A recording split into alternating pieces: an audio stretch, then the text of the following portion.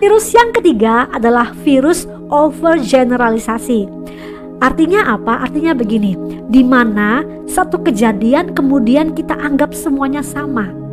Biasanya perempuan yang kayak gini pernah ngalami trauma di masa yang lalu. Misalnya pernah ngalami pernikahan yang berantakan, kemudian mulai ngejas semua laki-laki itu sama aja, semua laki-laki itu gak sayang sama saya. Atau misalnya pernah dihianati teman, kemudian dia ngejas semua teman itu gak ada yang bisa dipercaya, dan kemudian dia ngalami trauma dan gak berani lagi berteman. Nah, kondisi ini kita mesti sadari ya, kalau ini terus berlanjut maka akibatnya kita atau wanita akan menjadi seseorang yang penuh dengan curiga. Kemanapun dia berada, dimanapun dia berada, dia akan jadi pribadi yang mudah curiga sama orang. Jangan-jangan dia nyakitin aku, jangan-jangan dia mau curangin aku, jangan-jangan dia mau hianati aku. Jadi susah ya, kenapa? Karena kejadian yang melukai dia itu terus terbawa dalam kehidupannya, dalam berelasi, sehingga menjadi trauma yang akhirnya mempengaruhi ya kehidupannya dimanapun dia berada.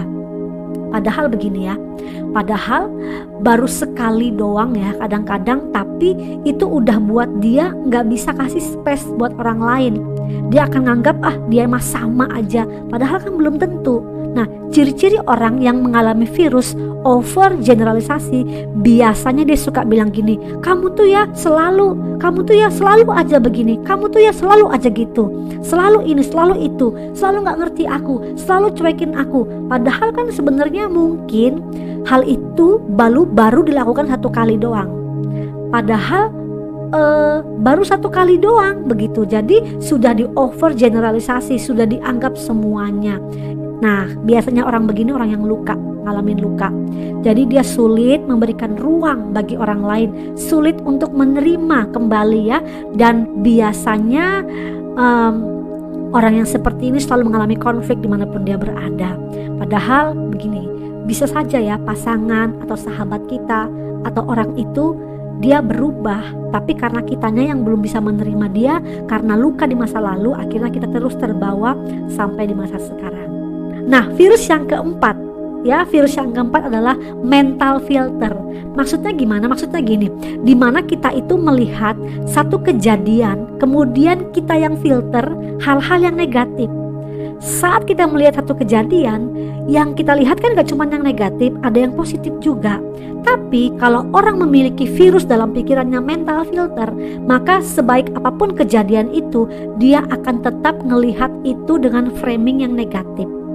Meskipun orang itu udah berlaku baik, meskipun dia udah berubah, meskipun dia udah positif, tapi tetap aja dia akan dinilai negatif.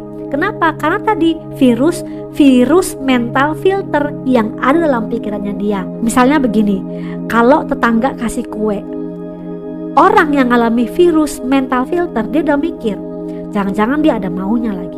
Misalnya pasangan kita ya lagi baik banget, kita akan berpikir, kalau dia ngalami yang namanya virus mental filter, dia akan berpikir begini, jangan-jangan ada maunya lagi. Hal yang negatif dulu yang muncul.